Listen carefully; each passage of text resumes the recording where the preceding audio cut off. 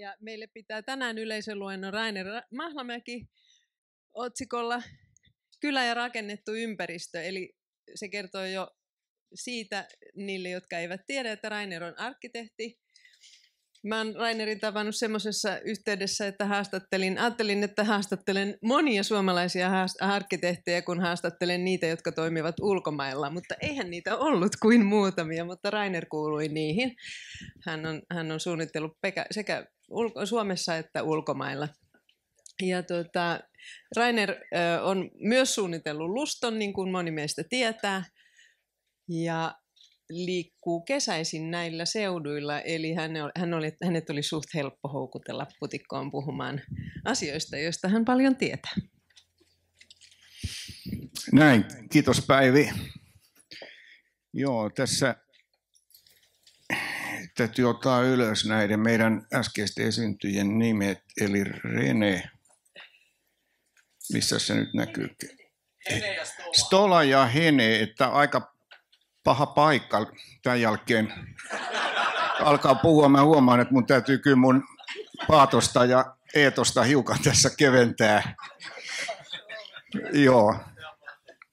Olen mä esiintynyt muuten musiikkitalon avajaistilaisuudessa myöskin Musiikkitalon Areenalla, vaikka mulla on 6 lauluääni, että mä äidille sanoin, että ei olisi ikinä arvannut, että pääsen puhumaan sinne. Joo, mä sanon lyhyesti vielä sen, ja ehkä niin kuin alleviivaan sitä, että mä en ole taustaltani tutkija, vaikka mä olen toiminut yliopistossa pitkään, mä olen saanut siellä seurata ja joskus jopa ohjata näiden lahjakkaiden tutkijoiden työtä. Ja tämä aihepiiri, mistä täällä tänään puhutaan, niin tämä toki kaipaa paljon juuri sitä tutkimustyötä ja oikeata tietoa, että mun elämäntyö on yksittäisten rakennusten suunnittelua, että mä haluan tämän ottaa ylös. Ja myöskin Oulun yliopistossa mä sain hienossa työpaikassa tehdä työtä yli 20 vuoden ajan, niin siellä mä puhuin arkkitehtuurista. Toki ei se nyt rajoitu rakennusten arkkitehtuurin yksistään, mutta hyvin pitkälle se mun kokemuspiiri välittyi siellä sitten opiskelijoille tämän rakennusten suunnittelijan myötä. Ja mä haluan sanoa myöskin, en tiedä onko Frederik täällä vielä paikalla, hän piti aamulla täällä Frederik Poneen alustuksen ja Frederik kertoi, että hän on valmistunut arkkitehdiksi 35 vuotta sitten, mä olen valmistunut 36 vuotta sitten ja mikä meitä yhdistää on se, että me ollaan molemmat maaseudun poikia. Mä olen viettänyt lapsuuteni ja nuoruuteni Etelä-Pohjanmaalla, mä olen syntynyt siellä Ilmajoella, Koskenkorvan kylän naapuri Huissikylässä ja meidän kotiosoite oli niin hieno kuin Koskenkorva kantopiiri 1, mihin meidän lehditettämä on osoitteen antajalla tämmöistä tahatonta huumoria tai en tiedä oliko se sitten tietoista huumoria, minkä osoitteen he tälle meidän kylälle antoivat. Mutta sanon tämän sen takia myöskin, että sillä on iso merkitys ja iso vaikutus meidän kaikkien. Me ollaan täällä eri ammatti-ihmisiä täällä paikalla tilaisuudessa ja me kaikki tiedämme sen, että totta kai nuoruuden ja lapsuuden se maailma ja se kokemuspiiri määrittää meidän elämän asenteita hyvin pitkälle ja se on hieno asia, että se on näin. Ja kyllä mä niin kuin arkkitehtinä edelleen tänä päivänä, jos mä summaisin, että mitä mä haluaisin tehdä, niin kyllä mä haluaisin yksittäisten isojen rakennusten sijasta piirtää jotakin pientä ja sievää ja aina, jos on mahdollista, niin hajottaa se talo moneksi taloksi ja taloryhmiksi. Että kyllä mä sen tietynlaisen harmonian, mikä liittyy maaseutuun ja siihen maaseutumaisemaan, missä mä sain elää, niin se on jättänyt tällaisen. Mä puhuisin tällaisesta niin kuin tila-ajattelusta, että ympäristö on rakennettu niin, että sieltä hahmottuu metsän reuna, peltovainiot, talot on ryhmitelty pieniin nippuihin. Jokaisessa rakennuksessa, maalaistalossa oli tietenkin huoltorakennussa, navetoita, kanaloita ja niin poispäin. Ne muodosti tämmöisen ryhmän ja niitä ympäröi sitten isutetut puut. Et se on minusta sitä suomalaista maisemaa niin kuin parhaimmillaan. Ja nyt kun me Marian kanssa tuolla istuskellaan tuolla meidän pienoisessa saaressa tuolla Pihlajavedellä, niin mä huomaan, että se maisema omistaa, tai siinä on hyvin paljon samanlaisia piirteitä, että siinä on niin kuin avonaista järveä ja sitten on metsän reunoja, että tällä tavalla maisema kokonaisuus niin kuin hahmottuu.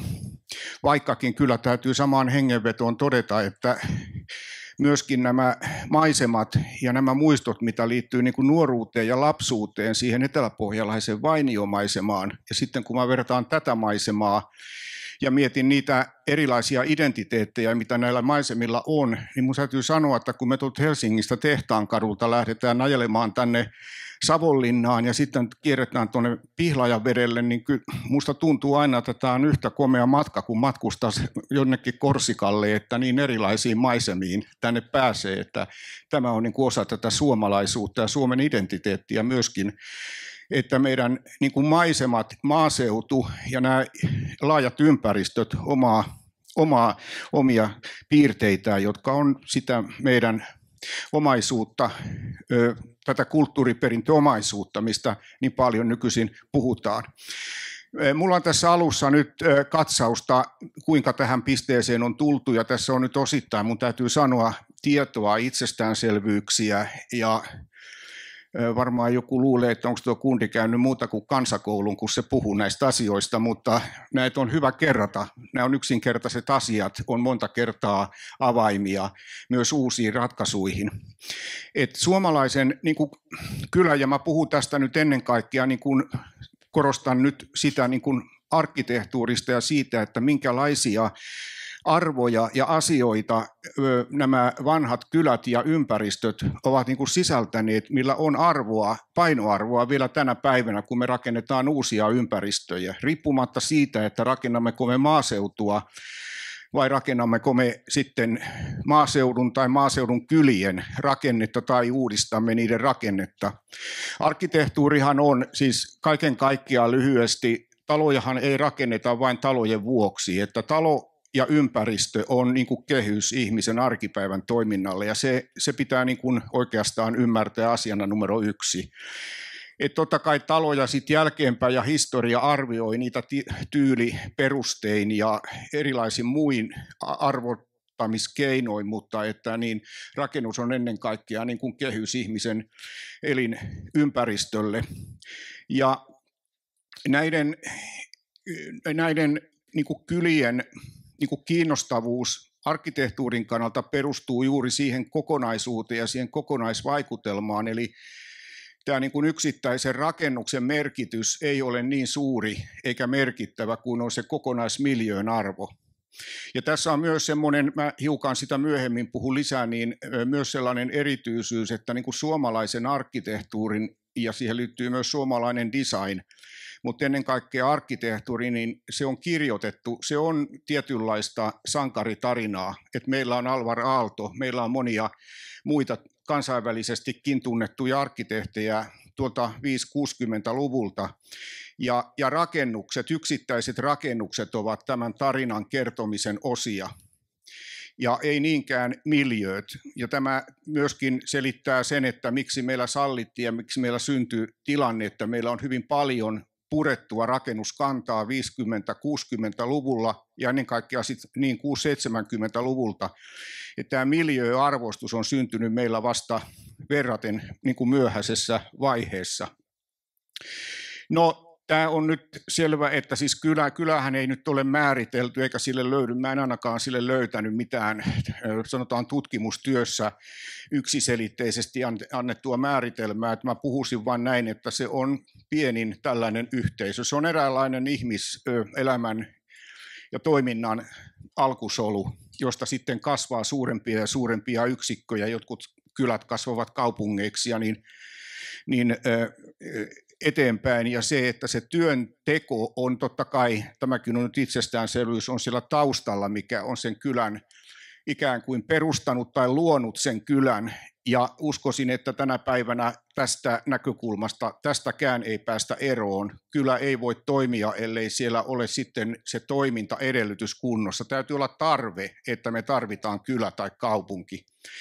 Ja sillä tavalla niin ei voi ajatella, että tai pitää harkita ja miettiä, kuinka paljon niin kuin rakentamisella sitten pystytään vaikuttamaan. Me pystytään viihtyisystekijöihin ja näihin kylän kehyksiin vaikuttamaan, mutta se itse se kylä, se syntyy ihmisten toimintojen kautta ja ihmisten kanssakäymisen myötä. No kyllä, siis tämä koko rakenne, Fredrik puhui tästä hiukan jo aikaisemmin, että eräällä tavalla niin kylärakenne on tällainen ihanteellinen minun mielestä, jos me katsotaan nyt vanhoja, nämä on ihania valokuvia, nämä vähän romanttisia valokuvia, nämä miljöt, siinä taitaa olla Iin Haminan kuvia. Täytyy muistaa, että elämä näissä kylissä on ollut kyllä myös hyvin ankaraa. Se työnteko, ihmisen elämä, siihen on vaikeaa niin kuin syventyä, mitä se on ollut 1700-luvulla, 1800-luvulla. Elinikäodote on ollut hyvin lyhyt, sairaudet ja myös Suomea vaivanneet sodat, nykyisen Suomen aluetta vaivanneet sodat. On selvää, että vanhassa kylässä niin hienolta kuin ne näyttää, siellä on kurjuutta, siellä on riitoja ja siellä on kaikkea niitä ihmiselämän negatiivisia piirteitä, mitä on tänäkin päivänä, mutta siitä huolimatta ne kylät tällaisena rakenteellisena kehyksenä ovat erilleen niin kuin arkkitehtuurimalleja. Ja ensimmäinen asia on tämä luonnon olosuhteiden huomioiminen, yksinkertainen asia, että talot pyritään sijoittelemaan ja ne syntyy, kyllä ikään kuin rakentuu itsestään huomioiden maasto-olosuhteet, että ne on soviteltu Pispala. Sitä on upeasti kuvettu, miten Tampereen Pispalan kylässä jokainen talo löytää vähän niin kuin siirtolohkare oman paikkansa ja sitä ei tavallaan järjestellä sitä kylää jonkun suuren yleissuunnitelman perusteella. Ja tämä on tietysti niin kuin kaupunkihistorian yksi tarina tai yksi osa sitä eurooppalaisen kaupungin historiaa, että se on kehittynyt tällä tavalla vähitellen sopivasti maaston ympäristön olosuhteet huomioiden. Materiaalit, mistä talot on rakennettu, ne ovat olleet, nyt käytetään taas tätä tämän päivän sanaa, paikallisia. Se on ihan ymmärrettävää. Olisi ollut järjen vastaista, että näihin kyliin roudataan niin kuin puutavaraa tai jotain, lähinnä puutavaraa mistään muualta.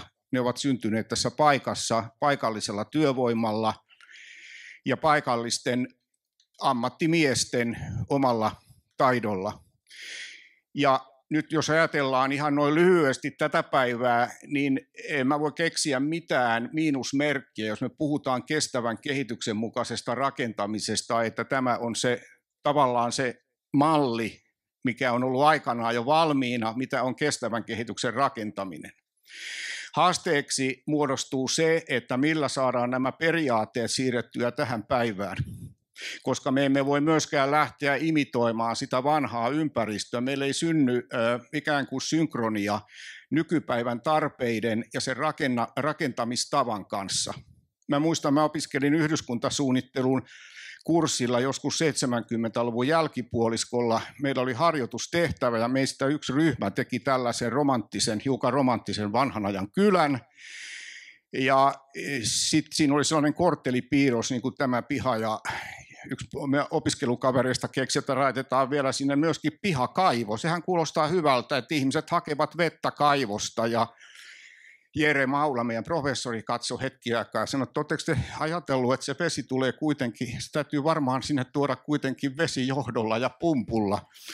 Niin me kyllä ymmärrettiin että näin ei voida ajatella enää vanhojen vaikutteiden tuomista, tai vaikutteita voidaan tuoda, mutta me emme voi siirtää sitä vanhaa kylämallia tai kaupunkimallia tähän päivään, koska meidän tekninen tila ja taito ja osaaminen ja tieto ja myös tarpeet on aivan erilaiset kuin ne oli silloin.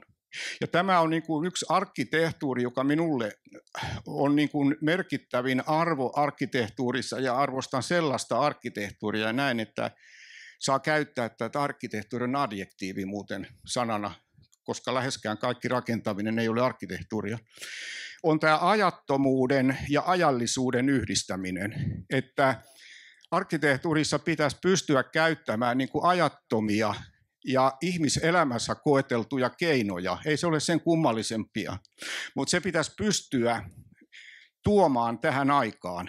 Ja tämä yhdistäminen, tämä on niin kuin arkkitehtuuri minusta semmoinen keskeinen, todellinen taitolajia. Siinä on hyvin niin kuin harvoja, jotka tämän ovat omanneet.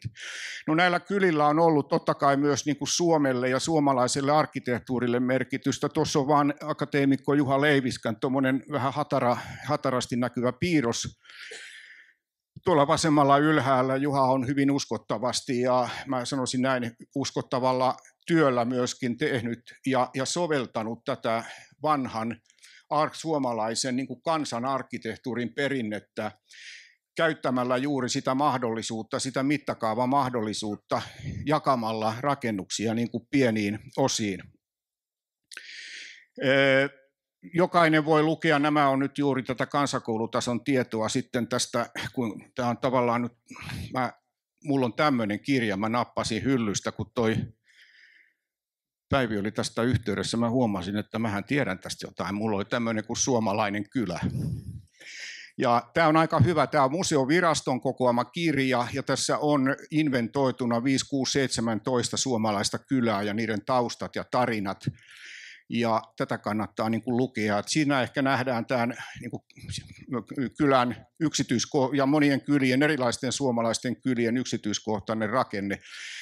Täällä on eri esityksissä jo sitä todettukin, että Suomi on rikas myös tämän niin kuin kylien rakenteellisen perinteen tai periaatteiden kautta, koska Länsi-Suomi tai Lounais-Suomi tai Itä-Suomi, Pohjanmaa, jokivarsien kylät tai suurien savimaiden ympärille rakennetut kylät, ne olivat aivan erilaisia kuin esimerkiksi tänne sanotaan Karjalan Savon alueella, jossa kylät oli enemmän mäkien rinteillä ja talot enemmän hajautettuina ja myös kylät enemmän hajautettuina, että niillä on juuri tämän syntyhistorian kautta erilainen rakenne. Tai tämä Putikon kylä, joka perustuu sieltä 1700-luvulta lähteneeseen teollisuuden perinteeseen.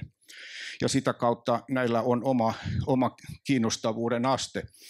Joo, ja tämä isojakoasiat, siis sarkajako, isojako, tämä on nyt historian kirjasta tuttua teille kaikille, että sanotaan näin, että isojako ikään kuin hajotti tämän suomalaisen vanhan kylärakenteen, koska talot lähti sinne peltojen mukana isojaon myötä ja sillä tavalla tämä alkoi hajautua sitten tämä kylien suomalaisen perinteisen kylän rakenne.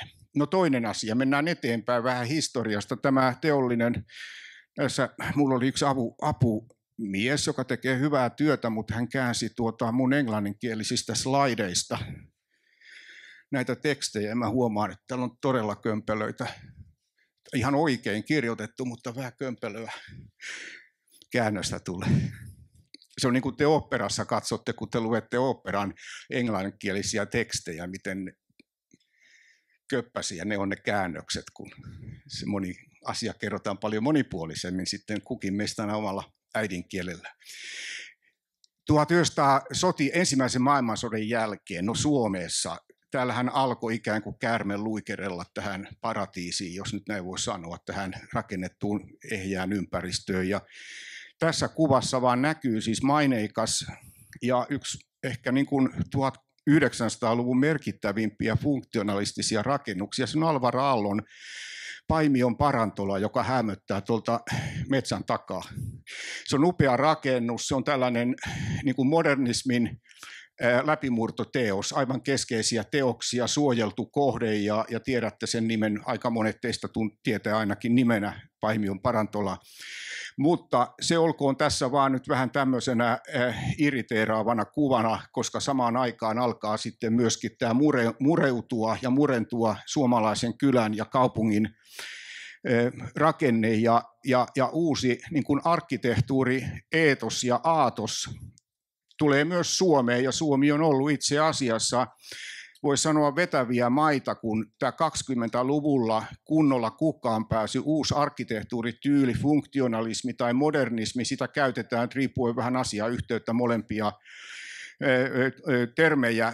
Tulee uudet periaatteet, kaupungistuminen, joka on hyvin voimakasta. Myös Suomessa kaupungistuminen on ollut hyvin voimakasta jo ennen ensimmäistä maailmansotaa, mutta 20-luvulla, ja nämä kaupunkien ikään kuin ongelmat aiotaan sitten ratkaista niin kuin uudenlaisella kaupunkisuunnittelun ajattelulla. Täällä on kai Nyman paikalla ja kai olisi paljon parempi tästä puhumaan, mutta mä vain mainitsen yleisesti, että tällainen sanotaanko sekretaatioajattelu on kaupunkisuunnittelu niin kuin tämä uusi voima, eli että kaupunki jaetaan alueisiin, missä ihmiset asuu, missä ne tekee työtä, missä ne käy rentoutumassa. Ja tämä sama ajattelutapa siirtyy myöskin niin kuin yksittäisiin rakennuksiin, ja sieltä löytyy sitten sellaisia herroja kuin Le Corbusier esimerkiksi, joka sitten kehitti tämän uuden modernin talotyypin, joka sitten rantautui tänne läntiseen Eurooppaan ja myös Yhdysvaltoihin, josta muodostui sitten, voisi sanoa, tällainen arkkitehtuurin moderni kansainvälinen tyyli, joka sitten jonkun sortin romahduksen alkoi kokea tuossa 670-luvulla. Mutta tähän liittyy siis se, että se arvo ja tämä aalto, tämä kansainvälinen aalto, se niin kuin pyyhkäsi hyvin perusteellisesti läpi Euroopan. Meillä on hyvin muutamia maita. Mä ottaisin esimerkkinä Sveitsin oikeastaan. Sveitsi, Itävalta, keskinen nykyisen Sveitsin ja Itävallan alue, ne on säästyneet aika paljolti tämän uuden modernin, sanotaanko niin kuin funktionalistis-painotteisen arkkitehtuurin aallon alta. Ja näissä maissa on parhaiten säilynyt myös sitä perinteistä rakentamisen teknologiaa, joka sitten näkyy ennen kaikkea siinä, että siellä on edelleen niin kuin pienyrityksiä, jotka rakentaa, ja siellä on myöskin tällaisia tyylillisiä esimerkkejä, hieman erilaisia kuin mitä tämä kansainvälinen modernismi tarjoaa. No Suomesta usein otetaan, tuolla näkyy tavattoman huonosti, mutta siinä on Puukäpylä, asuntoalue Helsingissä. Tämä liittyy niin kuin sodan jälkeiseen, heti 20-luvulla alkaneeseen niin kuin alettiin puhua sosiaalisesta asuntotuotannosta. Helsingin kaupunki, ja heillä nyt, tai sitä nyt on toteutettu jo hiukan aikaisemmin, mutta 20-luvulta löytyy ehkä parhaimmat esimerkit. Mäkelänkatu, Helsinki, Vallilan alue, Puukäpylän alue, joka on tässä kuvassa, joka on nyt sitten esimerkki myös siitä ja tässä yhteydessä, kuinka niin kuin tämä kansainvälisyys ja mitä maailmalla tapahtuu, niin sillä on suuri merkitys Suomen niin kuin rakennetun ympäristöhistorialle. Et me ei olla Suomessa kovin paljon keksitty uutta, että meidän ehkä tällainen niin kuin modernin arkkitehtuurin voima, ja moderni arkkitehtuuri on muulle 1900-luvun arkkitehtuuria, niin sen suurin ansio on siinä, että parhaat esimerkit, niissä on kyetty soveltamaan niin kuin kansainvälistä oppia. Nykyään käytetään semmoista hienoa englanninkielistä sanaa kuin implementoida, siis tämmöinen, että se on sovitettu paikallisiin olosuhteisiin, niin kuin seuraillen näitä kansainvälisiä valtavirtoja, mutta ei heti ensimmäisenä hyökkäämällä ja tekemään jotakin sellaista, mitä jossakin muualla on tehty, tai että me oltaisiin keksitty tai kehitetty jotakin ihan uutta. On sanottu, että meillä on vain 2 erityispiirrettä suomalaisen arkkitehtuurin niin kuin, perinnössä. Meillä on puukirkko, joka on ainutlaatuinen ristimuotoinen puukirkko, ja sen hyvin suuri variaatiomäärä. Meillä on 20-25 erilaista puukirkkotyyppiä. Ja sitten meillä on ollut puukaupunki, eli ruutukaavaan tehty puukaupunki. Nämä on niin kuin tavallaan semmoisia suomalaisia erityisyyksiä, joita ei muualta tavata. Ja Puukäpylä oli juuri tällainen esimerkki näistä kansainvälisen ja sitten omien historiakokemusten ja perinteiden yhteensovituksesta, että tämmöinen puutarhakaupunki-idea, joka taas on syntynyt sitten tai kehittynyt tuolla Englannissa, saksalainen tällainen Siedlung, eli tehdasyhteisöasuminen, suomalainen talonpoikaistalo, ja puhutaan myöskin tyyli tuolla taidehistorian puolella tai arkkitehtuurihistorian puolella pohjoismaisesta klassismista, tällainen niukka koristeinen arkkitehtuuri, että julkisivut on talossa aika pelkistettyjä ja niissä on pieniä tuommoisia koristemotiiveja. Et se oli tällainen niin kuin yhdistelmä. Ja tähän liittyy hyvin voimakkaasti, ainakin mulle, vaikka tämä on tehty nyt niin kuin ruutujärjestykseen, eli talot on tällaisella sakkiruutuperiaatteella ryhmitelty, toisin kuin tämä perinteinen suomalaiskylä, niin siitä huolimatta se tunnelma on hyvin pitkälle samankaltainen, mitä voidaan ajatella olleen ja on näissä vanhoissa suomalaisissa kylissä. Jälleen pieni tällainen mittakaava, rakennusten niin kuin arkkitehtuuri, niissä ei ole mitään toisistaan poikkeavaa merkittävää erilaisuutta, vaan niissä on paljon yhdistäviä tekijöitä, mutta kuitenkin jokainen rakennus on sitten yksilö. Niissä on pieniä tämmöisiä erityispiirteitä. No siis 50-luku, jolloin käynnistetään Malta kaupunkiin, jolloin niin kuin myöskin syntyi tämä suomalaisen arkkitehtuurin suuri tarina, eli yksittäisten rakennusten suomalaisen muotoilun. Suomalainen design-arkkitehtuuri lanseerattiin ja lanseerautui hyvin voimakkaasti kansainvälisesti. Ja siihen on itse asiassa niin tällaisena sivupolkuna vaan mainitsen sen, että hyvin suuresti Italian lehdistö oli tässä itse asiassa asialla. Ja Tapio Virkkala, Timo Sarpanevat, meidän nuorempi arkkitehtipolvi Alvar Aallon jälkeen, Arne Ervi, Viljo Revel, Kaija ja Heikki Sireen. Meillä oli hyvin niin kuin tällainen rohkea arkkitehtuurin luomisen aika, ja silloin juuri luotiin näitä yksittäisiä maineikkaita rakennuksia, joita nyt sitten tällä hetkellä on saatu ja on saatu myöskin suojeltua. Osa näistä on tulossa nyt korjaustarpeisiin ja suojelun alle. Mutta alkoi myös tämä maalta muutto. Elinkeinorakenteen murroshan siellä oli takana, maatalousvaltainen yhteiskunta muuttui teolliseksi yhteiskunnaksi ja alkaa myös tämä maaseudun ja kylien niin kuin tyhjentyminen. Et sieltä omasta lapsuudesta, jos muistaa nyt sitä elämänmenoa siellä Ilmajoella, mä voisin sanoa samalla tavalla kuin jotkut sanovat noissa syntymäpäivähaastatteluissa. Mä just luin jonkun syntymäpäivähaastattelu, kun hänen taustastaan kysyttiin, että minkälainen koti oli, niin sanoi, että 4 hehtaaria ja 4 lehmää. Mulla on tarkalleen sama juttu. Ja 200 kanaa. Ja nyt kun mä kävin viime vuonna, ja silloin tajusin, ja vanhemmat, että tästä ei voi, meitä oli 2 poikaa, kaikki rahat meni meidän kouluttamiseen. Mä en ymmärrä, millä ne rahat aikanaan kokosivat, mutta koulutus saatiin. Eli siihen liittyy semmoinen tietty, ja mun muistoissani sellainen jonkunlainen apeus myös siitä ilmapiiristä, mikä silloin vallitsi 70-luvun puolella, ja tietoisuus siitä, että Suomi siirtyy kaupunkeihin, ja Suomi on siirtynyt Alkotsille, ja mitä nämä autorengastehtaat oli Ruotsissa suurin joukoin. Tämä oli hyvin niin kuin sellainen surullinen vaihe, ja myöskin koska omat opiskelut ajoittu siihen 70-luvun loppuun, niin kyllä oli aika ankeita kulkea sitten näiden kerrostalotyömailla. Meillä oli harjoitustehtävänä semmoinen päiväkirjan pitäminen, miten se rakennustyömaa etenee. Sillä käydään katsomassa, kun pannaan elementtejä pystyyn ja sitten pannaan elementit toisinpäin. Ja kyllä mä parin kertaan itse mietin, että tarvitseekohan tässä yliopistokoulutuksen tällaisessa hommassa. Mutta onneksi hiukan ajat ovat niin kuin muuttuneet.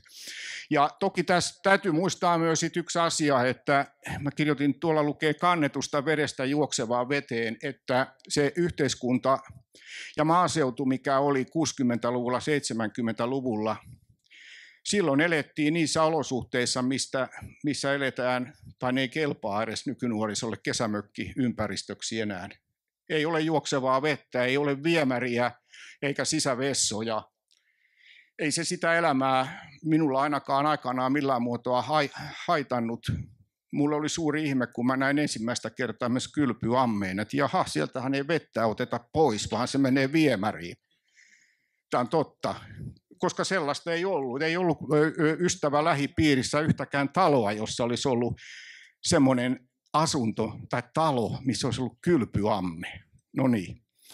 Pitää muistaa tämä kolikon toinen puoli, että vaikka luotiin tällä teollisella rakentamistuotannolla jälkikäteen katsottuna armotonta ja ankaraa ja ankeaa ympäristöä, niin tämä toinen puoli oli tämä niin sanottu elintason nousutavoite tai tiettyjen mukavuuksien saaminen tänne asumiseen.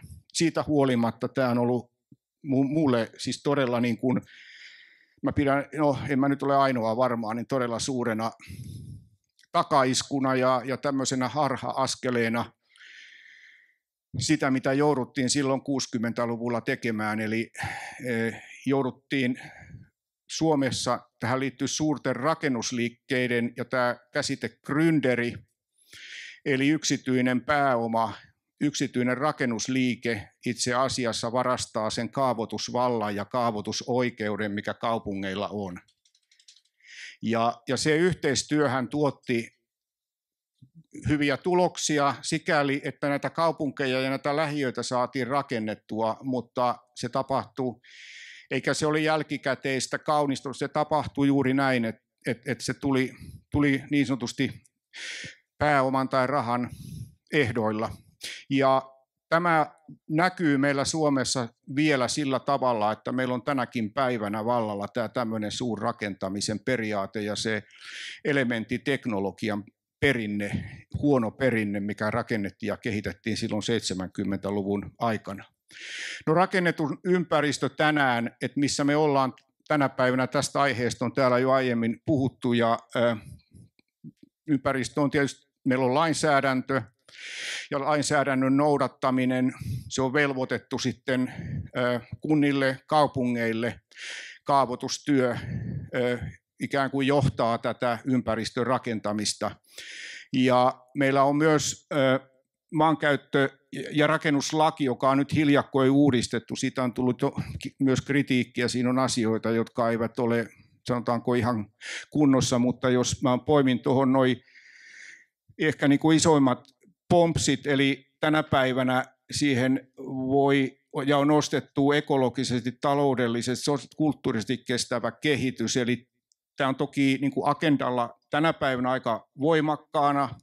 Sitten on turvaaminen, eli kansalaiskeskustelut ja kansalaisten mielipiteiden ja lausuntojen antamismahdollisuudet. Suunnittelun vuorovaikutteisuus, eli että siellä on riittävä määrä ammatti-ihmisiä ja siinä suunnitteluun voidaan ottaa myös sitten ne ihmiset, yhteisöt, joiden elämää ja alueita suunnittelu kaiken kaikkiaan koskee. Ja sitten on tämä avoimuuden ja tiedottamisen periaate. Meillä on toisin sanoen työkalut tänä päivänä olemassa niin kuin hyvän ympäristön syntymiselle. Ja meillä on myös niin kuin suojelusta on tässä ehditty täällä myöskin puhua. Mä muistasin, että meillä on, ja tiedän, on luetteloituna, meillä on 2 000 tämmöistä ympäristöä, jotka on todettu arvokkaiksi kulttuuriympäristöinä eri puolilla Suomea. Niitä on kaupungeissa, niitä on maaseudulla, ja ne hajautuu aika hyvin eri puolille Suomea. Ja museovirastohan on laatinut, se on aika pitkä prosessi ollut tämmöisen niin kuin kulttuuriympäristöinventoinnin. Ja nyt kun suunnittelua sitten viedään kaupungeissa ja paikkakunnilla eteenpäin, niin lähtökohtaisesti nämä inventoinnit täytyy ottaa niin kuin lähtökohdaksi. Ja siinä suhteessa, niin jos ajatellaan nyt näin lyhyesti sitä kehityskaarta, mitä rakentamisessa on 60-luvulta lähtien ollut, niin me ollaan nyt pisteessä, että ympäristön suojelulla on olemassa kehys, missä pitää toimia. Ei voida enää ajatella, että Helsingin Katajanokalla kaadetaan arvokas Normeenin talo ja Alvar Aalto piirtää tilalle uuden. Tai että joku säilynyt puutalomiljöö puretaan. Tuo puukäpylä, josta näytin äsken kuvan, se 70-luvulla oli hyvin pitkältä suunnitelmat, että se koko alue puretaan. Se on itse asiassa ensimmäisiä Suomessa loppupeleissä sitten säilytettäväksi syntynyt alue, ja siinä oli taustalla myös hyvin voimakas niin kuin kansalaisvastustus ja tällainen yleinen mielipide. Mutta että periaatteessa nämä elementit on niin kuin kunnossa. No sitten, mulla on aika tässä vielä. Mennään tähän päivään ja tästä eteenpäin, ja mulla on tässä muutama Pompsi, Päivi on tähän vähän syyllinen, koska sä lähetit mulle keväällä niin sähköpostiin ja sitten siinä oli vähän aiheita, mitä sä olit miettinyt, mistä mä voisin puhua. No sitten mä aloin niitä miettiä ja mä huomasin, että no, jos mä rupean yhdestä aiheesta puhumaan, se on niin spesifioitu, että täältä lähtee kaikki kahville. Ja mä sitten ajattelin, että mä puhun kaikista, ja mitä sä kirjoitit. Joo, okei. Eli kaupungistuminen. Tässä on ensimmäisenä numerolla A. No, tämä ei puhu, ja täällä ei ole sanaa kyläistyminen, se voisi olla varmaan. Onko semmoista sanaa olemassa, kyläistyminen tai kaupungistuminen? Joo, eli tuo on huono, näitä käppyröitä nyt on vähän ikävä näin lauantai-iltapäivällä katsella, mutta mä lyhyesti kerron, että tässä on populaation kasvu ja kasvuennuste. Tämä on tuolta EUn jostain tiedostoista kaivettu. Näihin pitää suhtautua aina varovasti, koska nämä hiukan muuttuu ja näissä on hieman erilaisia niin kuin lukuja. Mutta karkeasti ottaen tuossa vasemmalla rajaviiva kulkee täällä, eli kaupunkiväestön määrä on tossa. Ja se nousee, se on paksuuntunut koko ajan tuolta 1900-luvun alusta lähtien. Eli kaupungeiksi luettavien keskittymien asukasluku on ollut paljon pienempi 1900-luvun alussa kuin maaseudulla asuvia. Ja se tuli tässä myös tämän aamun aikaisemmassa esityksessä ilmi. Ja nyt tilanne on muuttunut ja tuo käyrä, me ollaan jossain nyt tuossa, niin näyttää, että se on hiukan niin kuin tasautumassa, mutta että väestömäärä tietysti, kokonaispopulaatio kasvaa. Tämähän on niin kuin näitä megatrendeistä ja probleemeista eräällä tavalla niin kuin numero 1 on siis väestökasvu. Ja Suomessa tämä kaupungistumiskäyrä menee niin päin, että arvioidaan, tuossa on 2050 maaseudulla asuvien ihmisten määrä suhteessa kaupungissa asuviin. Ja tässäkin on nyt tällaista tiettyä tilastoharhaa, koska nyt se, että mikä on kaupunki, niin näissä tilastoissa on usein, eihän siis kaikki kaupungit, en mä ymmärrä miksi joku on kaupunki, siis täällä on, en nyt vitsin nimeä sanoa mitä kaupunkeja Suomessa on, mutta eihän ne mitään kaupunkeja ole. Ne on semmoisia, ne voisi olla maaseutua yhtä hyvin. Että se vähän sekoittaa tätä, mutta trendi on joka tapauksessa tämä. Ja tämä on Suomessa eurooppalaisella tasolla, niin tämä poikkeaa. Jos mulla olisi tässä tilasto vaikkapa Belgiasta tai Saksasta, niin tämä luku on paljon tasapuolisempi. Se johtuu taas siitä, että monissa Euroopan maissa se maapinta-ala on paljon pienempi suhteessa asukaslukuun kuin mitä se on meillä.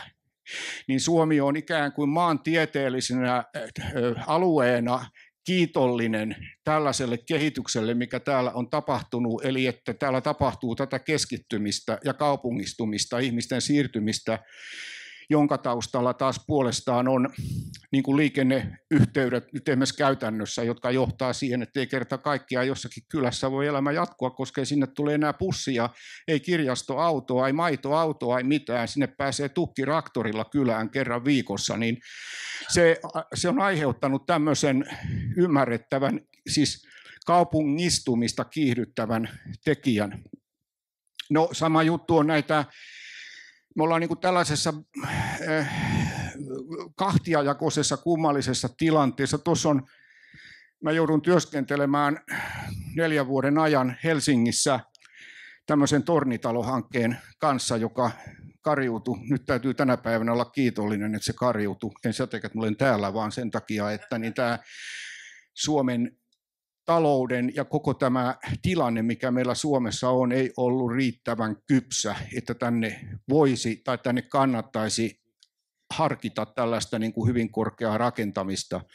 Mutta tässä tämä dilemma tällä hetkellä on, kaupungit tiivistyy ja sille yritetään löytää keinoja. Ja tiivistämiskeinot monet ovat vaikeita ja ympäristön kannalta kyseenalaisia, voi sanoa suorastaan. Ja saman aikaan meillä harveutuu, maaseutu ja tämä kylien rakenne hajautuu, että tämä näkyy tällaisena vastapuolina. Myös näitä alueellisia niin kuin, kehityksiä, että nuo siniset alueet on tässä kartassa ennusteiden mukaan niitä alueita, joissa tapahtuu niin sanottua muuttovoittoa, joka tarkoittaa käytännössä tietenkin työpaikkojen määrän kasvua, palveluiden kasvua, lisärakentamista, asuntojen lisärakentamista, päiväkotit, koulut, terveydenhuolto. Ja niitä alueita nyt ei ole kovin monta, että Helsinki voimakkaimpana, Turku, Tampereen seutu, siinä on Jyväskylää ja taitaa olla tuossa Mikkelin seutu, Oulu ja sitten myöskin Rovaniemen seutu.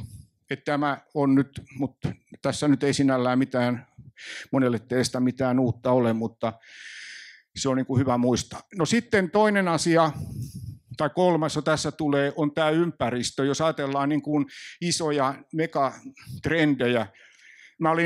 Mä osallistuin, mulla oli tässä joku viikko tässä heinäkuussa, mä osallistun tämmöiseen kuin UIA:n World Congressiin, joka on, UIA on kansainvälinen arkkitehtiliittojen liitto, siis Union of International Architects, ja siellä on 150-160 maailman maata, Suomi mukana, eli kunkin maan arkkitehtiliitot ovat sen jäseniä, ja joka 3. vuosi pidetään tällainen, voi sanoa, niin kuin suuri kongressi, jossa sitten valitaan näitä presidenttejä ja luottamushenkilöitä myöskin, mutta siellä oli puhumassa ehkä noin 100, mä olin Suomesta, meitä oli 2 Suomesta, siellä piti puheen, siellä oli ehkä 150 puheenvuoroa yhteensä tai luentoa, ja vain yksi aihe, eli kestävä kehitys, ympäristö, niin kuin laajasti ymmärrettynä ympäristöongelmathan on, se on monimutkainen vyyhti, mä en mene siihen nyt kovin syvälle, tämä pitäisi järjestää taas uusi seminaari, mutta siellä käsiteltiin 4 päivän aikana pelkästään tätä yhtä teemaa. Ja kyllä mulle jo senkin, tai sanotaan näin, että sekin tilaisuus antoi vahvistusta, että ympäristökysymys on nyt meillä käsillä. Ja kyllä se pitää niin kuin osata jollakin lailla ratkaista. Ja se tarkoittaa kyllä käytännössä sitä, että me ei voida niin kuin ympäristön rakentamisessa jatkaa niin kuin näin vaan tällä tavalla, kuin me tänä päivänä tehdään. Ja katsoa sitä, että millä lailla erilaisia Euroopan unionin alueen yhteisesti sovittuja määräyksiä noudatetaan, tai kuinka me löydetään niistä niin kuin porsaanreijät. Mä olin nuori, niin mä opin sellaisenkin asian, että hyvä arkkitehti on sellainen, joka löysää kaikki porsaanreijät tuolta rakennusvalvonnan ja muun kautta, mutta se ei ole hyvä taktiikka, että siihen pitää ottaa niin kuin hieman niin kuin toisenlainen asento. Mä siinä kongressissa myös huomasin, että tämä ymmärrys on maailmanlaajuinen, mutta keinot ja ennen kaikkea mahdollisuudet eri maissa ovat hyvin niin kuin erilaisia. Ja me ollaan Suomessa tällä hetkellä, me ollaan niin kuin takamaastossa tai me ponnistetaan kyllä aika kaukaa, vaikka Suomi on kuuliainen maa tuolla Euroopan unionissa, noudattaa kaikkia ohjeita ja määräyksiä, mutta rakentamisessa meidän niin kuin suhtautuminen kestävää kehitystä koskevaan uuteen niin kuin tällaiseen ohjeistukseen ja tavoitteisiin on liian tekninen. Me ajatellaan sitä aivan liian niin kuin jotenkin teknisesti, että me täydennetään jotkut pykälät, mitä Euroopan unioni meiltä vaatii. Meiltä löytyy todella vähän aitoja toteutusmalleja, miten me voitaisiin rakentaa rakennuksia kestävän kehityksen tavoitteiden mukaisesti. Ja siinä on taas monta syytä, miksi näin on. Mä puolustan suomalaisia arkkitehtejä, me ollaan ihan yhtä hyviä kuin ranskalaiset. Tai me ollaan ihan yhtä hyviä kuin japanilaiset. Me tehtäisiin paljon hienompia taloja täällä Suomessa, jos me saataisiin tähän kaikki toimijat mukaan. Mutta kun rakennusliikkeelle sä rupeat ehdottamaan, niin ne katsoo, että tuohon on höyrähtänyt professori. Ja mitään ei tehdä, jos entinen tavara käy kaupaksi. Ei mitään uudisteta. kukin ostaja tekee omalla päätöksellä asunnon ostaja, kun se on tyytyväinen siihen koppiin, mitä nyt kritisoidaan, pimeitä huoneita, semmoisia pitkiä putkia, jossa keittiö valtaa olohuone ja sänky on siinä vieressä ja kaikki. Niitä vaan ostetaan, koska tarjonta ei ole muuta. Ja tämä on hyvin pitkälle tällainen, niin kuin, miten mä sanoisin, se on laaja kysymys, sanotaan nyt näin lyhyesti. Tuossa on muuten kuvana, ette näe, mutta siinä kuvassa se on tuolla Haltiassa, tuolla luontokeskus Haltia, tuolla Espoossa. Mä oon sen joskus piirustanut.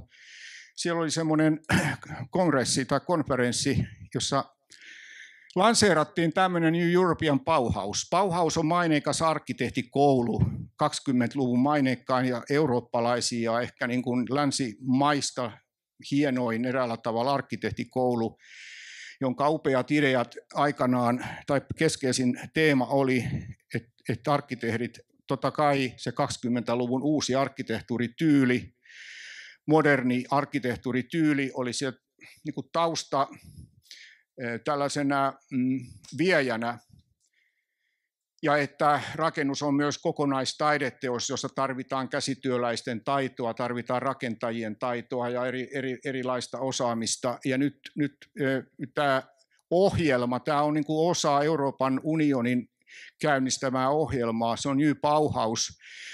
Ja sen viesti on nyt se, että kaikessa rakentamisessa ykköslähtökohtana on tämä kestävän kehityksen mukainen rakentaminen. Ja siinä on painotettu myös niin kuin tätä kulttuurista lähestymistapaa ja kulttuurien ymmärtämistä, luonnon arvojen ymmärtämistä ja myöskin noudattamista sitten näissä suunnitteluratkaisuissa. Ja sitten on tämä kulttuurien välinen vielä niin kuin yhteisöllinen, eräällä tavalla yhteisöllinen toiminta ja tiedonvaihto. Tässä tilaisuudessa Ursula von Leyen piti siellä tämmöisen lanseerauspuheen ja samassa seminaarissa oli myös pari tutkijaa täältä New Bauhaus, European Bauhaus-organisaatiosta, jotka muun muassa nostivat esille sen asian, ja heillä oli ihan vakavasti tehtyjä laskelmia, taulukoita ja ihan vakava tarina, että kaikki uudisrakentaminen maailmassa pystyttäisiin tänä päivänä periaatteessa hoitamaan puurakentamisella ja vanhan korjaamisella. Ja puurakentaminenkin niin, että kyettäisiin, siihen liittyy niin kuin tämä vastuullinen metsien hoito. Mä olen kuitenkin kanssa sillä lailla suomalainen, että mulla on valitettavan usein päässä ensimmäisenä ajatuksena, että mikäs tässä jutussa voi mennä pieleen. Ja niin kävi nytkin, että mä en ihan siihen usko, mutta periaatteessa se oli mielestäni hyvä avaus, että tällainenkin näin rohkea laskelma voidaan niin kuin osoittaa. Mutta sehän nyt vaatii sitten, että meistä tulisi tämmöinen maailmankylä, ja meillähän ei saisi olla puuttineita tässä maailmassa ollenkaan tämänkään takia, koska ne eivät, nämä kaikki tällaiset sodat, nämä jarruttaa kaiken kehityksen. Mutta tämä tiedoksi, että tällainen niin kuin ympäristöön liittyvä kysymys, no miten tämä niin kuin rakentamisessa ja arkkitehtuurissa, nyt on todella huonosti näkyy nämä kuvat, mä voin kertoa, että tässä on aivan mielettömän hienosta rakennuksesta kyse, mutta ette näe. Tämä on hetkinen, nyt mä tapasin, tämä on vietnamilaisen arkkitehtien tekemä. Nyt täytyy sanoa näin, että niin kuin isolla kartalla arkkitehtuurin kehitys, tämä Eurooppa ei ole kiinnostava maanosa tällä hetkellä. Tämä on eklektinen, tämä arkkitehtuuriasenne, mitä täällä käytetään. Eklektinen tarkoittaa sitä, että me käytetään tällaisia vakiintuneita, pysähtyneitä ja ulkokohtaisia niin kuin keinoja arkkitehtuuriin. Jos te menette tuonne, ajatte tuolla meidän Suomen kaupungeissa, niin te näette, että arkkitehdit piirustaa ja rakentajat rakentaa, niin kuin te pystytte lukemaan, että tuo talo on valmistunut vuonna 2017, tuo on 2020 ja niin poispäin. Eli tällaista ulkoista tyyliä vaan niin kuin käytetään, koska ei ole muuta mahdollisuuksia. Mutta sellainen niin kuin sisältä käsin kasvava arkkitehtuuri, jota voi sanoa yhtä hyvin niin kuin tällaiseksi funktionalistiseksi arkkitehtuuriksi, Se on vahvimmillaan tällä hetkellä sellaisissa maissa kuin Intia, yllättäen Vietnam, Australia on pitkällä länsimaista, niin sanotusta vanhoista länsimaista, ja Kiina. Kiina on ajanut edelle. Kiina osaa tehdä vaikuttavampia rakennuksia tänä päivänä kuin Frank Gehry. Ne tekee niin mielettömiä virityksiä, että niitä ei kannata enää rakentaa, mutta ne osaa sen. Ne on länsimaisella avulla opetelleet ja länsimaiden arkkitehdit on pykänneet näitä suurrakennuksia Kiinaan. Nyt alkaa olla ovi kiinni, ei ne tarvitse enää eurooppalaisia eikä amerikkalaisia, ne osaa tehdä ne itse.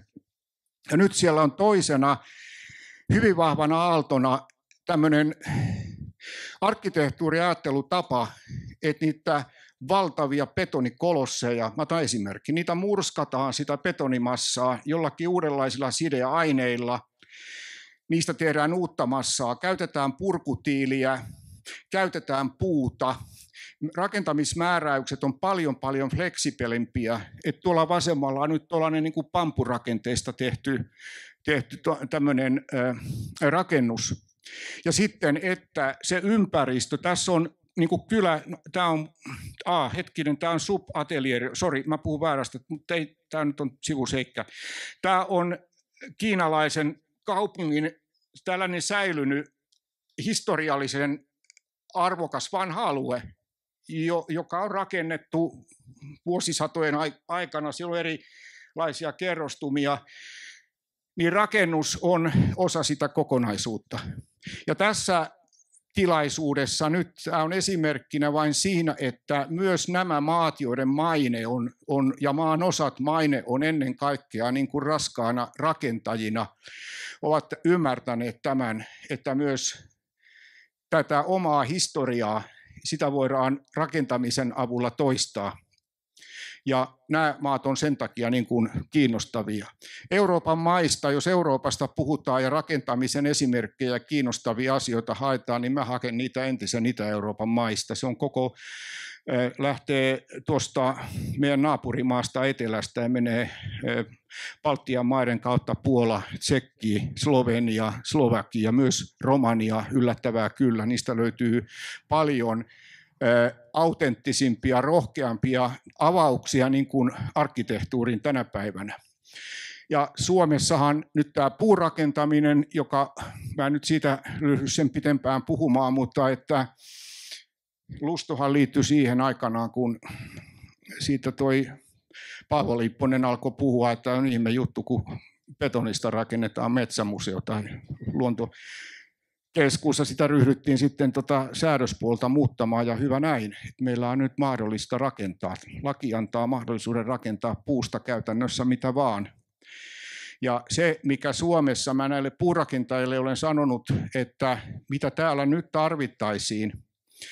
tarvittaisiin vaihtoehtoja sen takia, että meillä on käymässä niin, että meillä syntyy sama tilanne kuin tuolla betonirakentamisen puolella, että kun betonitalot koottiin vain yhdellä tavalla ja kootaan edelleenkin, pannaan tuommoinen yksi elementti pystyyn ja sitten ladotaan siihen ontelolaatat, niin meillä on Suomessa tämä CLT-elementti, joka on tämmöinen, se on englanninkielestä cross-laminated timber, eli liimataan puuta ristiin, se on hyvin älykäs ja fiksu keksintö. Se on hyvä raaka-aine, hyvä materiaali, mutta diversiteetti puuttuu suomalaisesta puuarkkitehtuurista.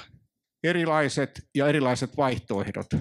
Ja myös se on myös kehittymässä mun mielestä puurakentaminen pikkasen vaarallisen suuntaan, että siitä tulee niin kuin liian muutaman toimijan asia. Se tarjoaisi niin kuin pienurakoitsijoille paljon enemmän mahdollisuuksia. Tämä on niin kuin haaste tämän alan. Muuten arvostan kyllä korkealle tätä, mitä Suomessa on saatu aikaan. Siinä on kollegani Anssi Lassilan puukuokasta kuva. Säilyttäminen, vanhan ympäristön säilyttäminen. Helsingin Sanomista mä en nyt tuohon halua sormeani pistää tuon syvempää, mutta talo, jota ei nyt kauhean ehkä kauniina pidetä, se seisoo Mannerheimin tiellä. Tämä on nyt esimerkkinä tässä vain sen takia, että se on pyörinyt tuossa Helsingin Sanomien artikkeleissa ja kirjoituksissa ja kuvaa hyvin tätä aikaa. että tämä niin sanottu tällainen laatikko, arkkitehtuuri ja betoni ja kaikki tällainen, mikä koetaan niin kuin negatiiviseksi yleensä, sillä annetaan uudenlaista arvoa tänä päivänä. Pitää olla erittäin niin kuin isot perusteet, että ryhdytään niin kuin rakennusta purkamaan. Arkkitehti on tässä antanut oikein hyvät perusteet. Minusta silloin on niin matalat tilat, että sinne ei saada ilmanvaihtoputkia tai mitään, mutta se ei tulevaisuudessa riitä. Kysymys kuuluukin, minkä takia sinne pitää tuoda ilmanvaihtoputkia. Koska maailma on täynnä taloja, sveitsiläiskollegat saa itse päättää, tekeekö ne koneellisen ilmastoinnin rakennukseen vai ei. Meillä se on käytännössä lailla säädelty ja määrätty, että pitää tehdä ilmanvaihto, konehuone, koneellinen ilmanvaihto. Tämä on yksi asia. Ja toinen asia on se, että ihminen voi elää vähän matalammassakin tilassa. Meillä ei riitä enää arkkitehdeilläkään meidän perinteiset argumentit, millä me ollaan saatu niin kuin näitä asioita läpi, vaan näihin on löydettävä niin kuin uudenlaiset pelisäännöt. Ja jos rakennetaan uutta tilalle, otetaan esimerkkinä Hollanti tänä päivänä. Ennen kuin sä pääset suunnittelemaan rakennusta yhtään pidemmälle, niin viranomaisten on hyväksyttävä laskelmat, eräällä tavalla tämmöinen energiareppu, paljonko se kuviteltu materiaali, pöytä, mitä sinne aiotaan tehdä, mistä se talo aiotaan tehdä, mikä se niin kuin energiakuorma on. Vasta sen jälkeen päästään niin kuin suunnittelemaan.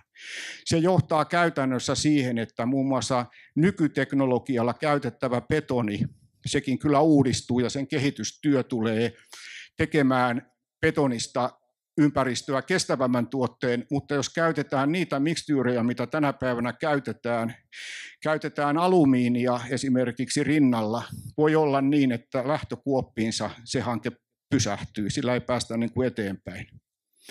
Jos on vanha rakennus purettava alta, sama juttu, se pitää laskea moneen kertaan, että mikä on se ne on monimutkaisia laskelmia, mutta ymmärretään nyt tämä suuri asia. Valmis talo, jos sen runko pystytään käyttämään hyödyksi, vaikkapa tämän talon runko, se on ympäristölle noin karkeasti, tämä on hyvin karkea yleistys, se on puolet parempi ympäristölähtökohdista katsottuna. Se on tämä koko toiminnan idea. Ja tämä sääntely tulee, mä uskon, näkymään kyllä myös Suomessa. Hetkinen, nyt hyppäsinkö mä tässä jotenkin hassusti? Oliko toi? Joo, tuossa on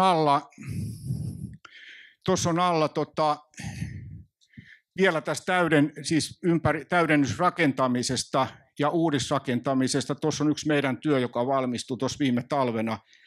Eli Helsingin Kruununhakaan niin sisäpihalle rakennettiin kerrostalo. Mä muistan, miksi tuo kuva tähän nyt oli tullut. Mennäänpä eteenpäin. Sitten on iso asia, on tämä digitaali. Mä menen 5 minuutissa. On digitalisaatio, ja siitä ollaan puhuttu. Se on näitä megatrendejä. Se mahdollistaa meidän työskentelyn täällä. Päivi voi tehdä täällä duunia ja niin pois. Mäkin voisin sieltä saaresta, jos sinne saataisiin jonkunlainen muu yhteys, niin tänä päivänä hoitaa hommani. Se on niin kuin digitalisaation yksi suuri mahdollisuus myös näille kylille ja maaseudulle. Ja rakentamiseen tämä liittyy niin, jos otetaan se subjektipuoli sieltä, se kohdepuoli, että digitalisaatio mahdollistaa aivan eri tavalla rakennuksen toteuttamisen suunnittelusta toteutukseen. Tuossa on taustalla hämäränä, tämä seisoo vielä tänä päivänäkin Turun kaupungintalon edustalla. Tämä on nimeltään Pudelma. Tämä rakennettiin, kun Turku oli Euroopan kulttuuripääkaupunki. Me tehtiin tämä yhteistyössä, mä olin silloin Oulun yliopistossa, ja me tehtiin yliopiston ja Columbia Universityn kanssa New Yorkista yhteistyönä tämä hanke. Ja heidän digilaboratorionsa kanssa, ja lopputuotteena, se on pitkä tarina, mutta mä en kerro sitä muuta kuin, että lopputulos on tässä, eli tällainen kaareva, se on tämmöinen, tuossa on ihmisiä näkyy, tämä on vähän huono, tuossa on se rakenne, mitään jätettä ei syntynyt, nämä on tehty, jokainen puupala on individuaalikappale, ne on tuolla Kuhmossa tehty sen jälkeen, kun tietokoneella on lähetetty sinne viestit. ja sen jälkeen ne on tuotu sitten Turkuun, että kuljetuskustannuksia syntyi, mutta ei syntynyt puurungosta jätettä. Ja tällä tavalla laskemalla myös puurakentamisen alueella tänä päivänä pystytään optimoimaan yksittäisen tukkirungon materiaalit, koska ne on aivan erilaista tällä digitekniikalla laskea ja hoitaa niin, että saadaan optimoitua se puutavaran määrä. Niin vielä on mun laskujen mukaan, mä olen vanhana puhujana tottunut, että 1,5 minuuttia on aikaa, ja mä en näitä käy enää läpi. Eli suururakoinnista erikoisurakointiin, siinä on sveitsiläinen perheyhtiö, joka on rakentanut ton talon. Ne rakentaa kaiken, ne rakentaa ikkunat, lattiat, seinät, katot, ne tekee työmaa, se on perheyhtiö. Siellä ei ole kovin suuri työvoimamäärä, mutta pointti on se, että se laatu on hyvin korkeatasosta, koska se sama yritys tekee ne kaikki. Eikä niin, että on yksi suururakoitsija, joka tilaa niitä 30 erilaiselta toimijoilta, jolla on jatkuva sotku työmaalla ja rakentamisen jälki on huono. Mennään, ja se ehkä tuossa voi Päivi tulee toimimaan moderaattorina niin matkailusta. Olisi voinut vähän puhua ja turismista, sekin liittyy tähän aihepiiriin, mutta siitä ei kerkeä puhumaan.